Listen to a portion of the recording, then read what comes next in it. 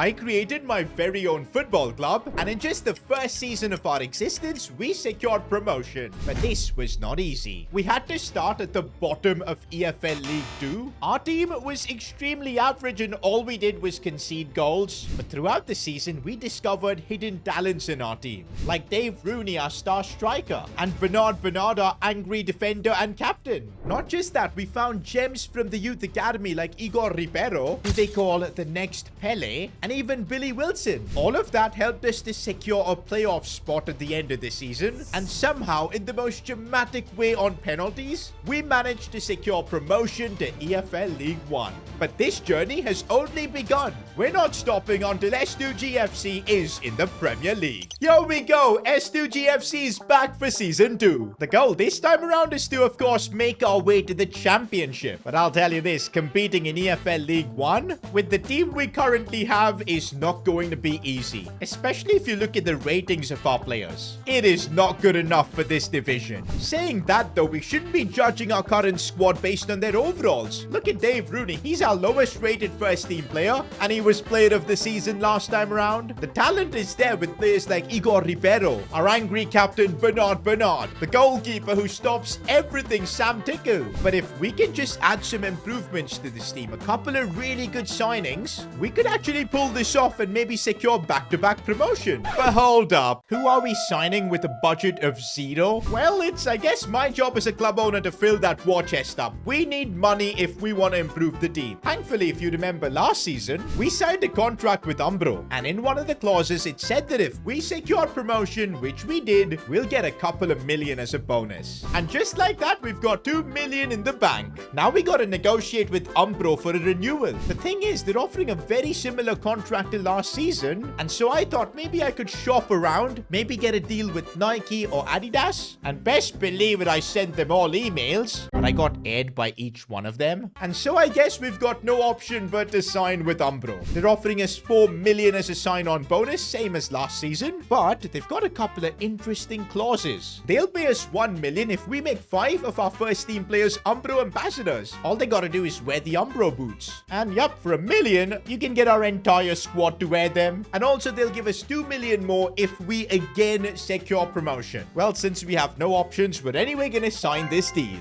Just like that, the budget is up to 6 million. That's why they call me the best club owner in the world. Stop the cap.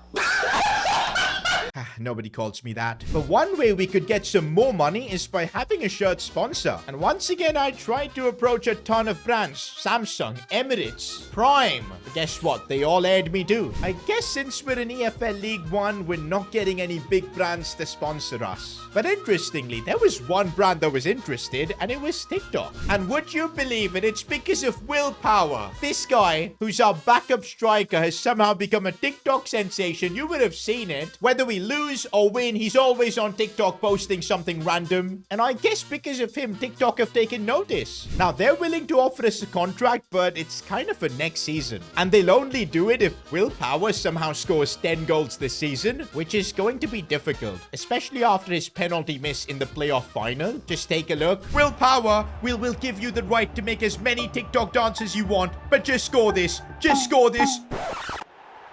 He hit both posts and missed. And also, TikTok will only give us this deal if we get promotion. But hey, at least we've got a shirt sponsor figured out for the future. This season, if somehow with this low budget, we can make the right signings, improve this team, and then get promoted, I think the club will be in an incredible spot. Oh, and also as a club owner, this season I thought maybe we could upgrade our stadium. But it's so expensive to do it. And out of the 6 million we have right now, I'm not using any money to upgrade our stadium. We're gonna have to be in the smallest stadium in the league for at least another couple of seasons maybe. With all of the admin stuff out of the way, it's time to unveil our new kits for this season. For the home kit, we're keeping things very similar to last season, and there's a reason for that. Because as of right now, it's the only official S2G FC kit that you can buy. That's right, boys. If you want to support S2G FC in the best possible way, secure your jersey, represent the club. And also while you're there, we've got caps, we've got hoodies, which I'm literally constantly wearing now. This hoodie is like my my favorite outfit. Once again, I just want to thank everyone that bought some S2G FC merch. I think the first batch should start arriving very soon. I want to see some pics of you guys wearing S2G FC merch, man. Send it to me on Instagram, Twitter, wherever. But yeah, links to our merch store will be in the description. And once again, just thank you all for the support. The fact that we're able to do this is just special. But for the away kits, we are cooking. Oh man, this might be one of my favorite kit designs yet. Oh bro, it looks so fiery with the orange and everything. And Bernard is the perfect guy to model it. Who knows, maybe this should be the second drop on the S2G FC website. The goalkeeper kits are something really cool too, all blacked out, looks awesome. And for the third kit, we've gone for something completely new as well. This is why I love the new logo, man. Changing up the colors is so easy and it looks amazing. But yup, a couple of unique designs. We're continuing to use the amazing home kit we've got. Rate our kits for this season. I'm gonna give it a solid 10 on 10. Because yeah, the new designs are completely different to what we've had before. And hopefully these will be the kits where we secure promotion with. Now that we've got done with all of the juicy admin stuff, it's time to focus on improving this team. Because yeah, in just about a month, our season's about to begin. I think just looking at this team, it's very obvious where we need to make improvements. It's obviously the midfield. Last season, Lennon Miller got an injury. He's still injured, by the way. And because of that injury, we almost didn't get promoted. We clearly need depth in the midfield, probably a world-class midfielder. I mean, by world-class, I mean someone great at this level. But it's going to be so difficult to figure out for just 6 million. In fact, not even 6 million, probably less. Because I'm pretty sure we've now got an extra slot for a coach. And yes, I'm absolutely going to use it. We can literally sign a 4-star attacking coach. And yeah, 100% I'm signing him up. Because that's going to help the existing team grow. The good news is that didn't really cost us that much. What a relief. And now we just got to spend that 6 million to bring in a midfielder. But before we bring in new players, new signings, I think we need to reward our players for what they did last season. We already gave Dave Rooney the Player of the Season award, but we got to reward other positions as well, starting with the Best Defender award. The nominees were Bernard, our captain, and Sam Tickle. I absolutely thought Sam Tickle was going to win this because he was insane for us. But would you believe it? You guys voted for Bernard. It was extremely tight. 51.2% was for Bernard. And you guys are mad in the comments, man, honestly. I think Sam Tickle has been robbed. Yo, even Sam Tickle himself is getting crazy about it. 4 pen saves in the playoffs. That's right, in the playoffs, Sam Tickle was crazy. He carried us. But to be fair, let's give Bernard his flowers. He led this team well. Of course, got a few red cards and everything, but he was brilliant too. And as a reward for winning Defender of the Season, we've given him the Anticipate playstyle. That's gonna make him really good at the back. Even better, actually. Wait, I just noticed Bernard's contract's expiring. Do you actually think we're not going to renew our captain's contract? No. It's the first thing we're doing this season. I'm just hoping he doesn't ask for much of a wage bump. We'll try and renew his contract for another 3 years. No release clause or anything like that. We'll give him 5,000 per week. Is that a good contract at this level? I'm not entirely sure. Let's see what happens. And yup, it's reasonable. And we've re-signed Bernard. Moving on to midfielder of the season. You guys went for Lennon Miller. Kind of harsh on Silva though, because Miller was injured towards the end. But hey, it's you guys deciding. And I'm also being extremely tactical about the play style I'm giving him. Relentless. This means his stamina is going to be unreal throughout the game. It's the best thing we can give a midfielder. Now time for best attacker. And was there ever any doubt? Dave Rooney wins this by a landslide. I mean, he was player of the season. It was obvious. But not just that, he's also won goal of the season. Take a look at that banger long shot he scored. Chance it for Dave Rooney. He's taking one from distance. Dave Rooney.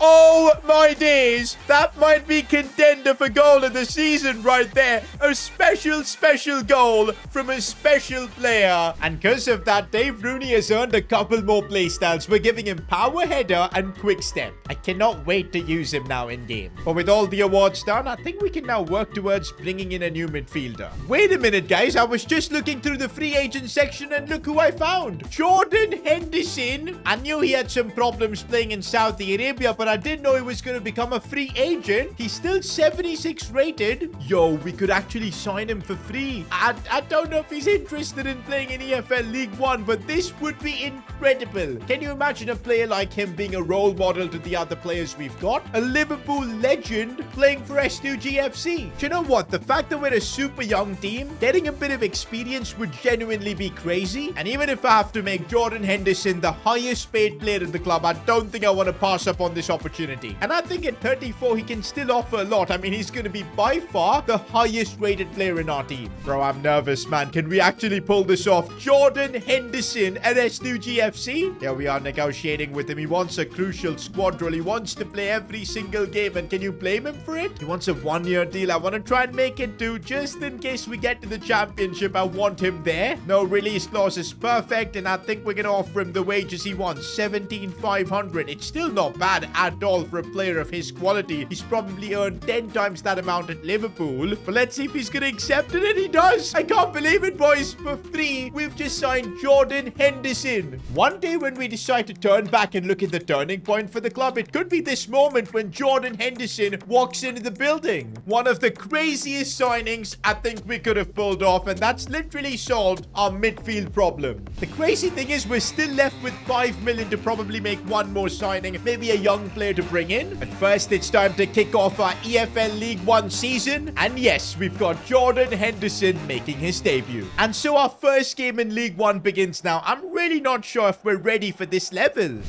Oh, that was a crunching tackle from Arnold. Oh, and I think he might have sent this guy to the hospital. Yo, bro is actually injured. That's the first thing we've done in League One, boys. We've literally sent an opposing player to the hospital. You normally don't associate Arnold with that kind of aggression. Maybe he's learning a bit from Bernard.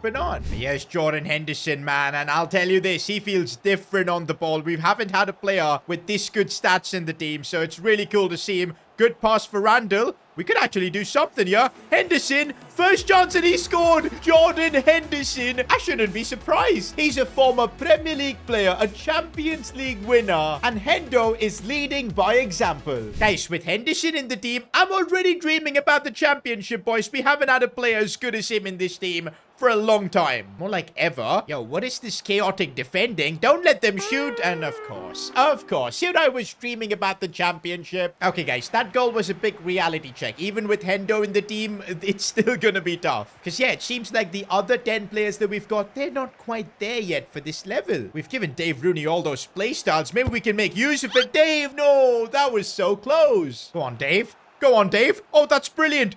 Dave Rooney, massive chance, but he took it wide. I'm telling you, defenses in this level are also a lot better, and yeah, we're really struggling. No, we're not conceding. We don't want to lose our first game in this division. Absolutely not, but it's not looking good, Tickle. No. Nope. Sam Tickle again with the save. One thing's for sure, he is ready to handle this level. And there you go, guys, our first game in EFL League One. We competed really well, but not enough to win. We're heading into our next game, and we're surely getting a win this time around. A few moments later. What just happened there? Go on, Hendo. Lovely ball for Dave Rooney.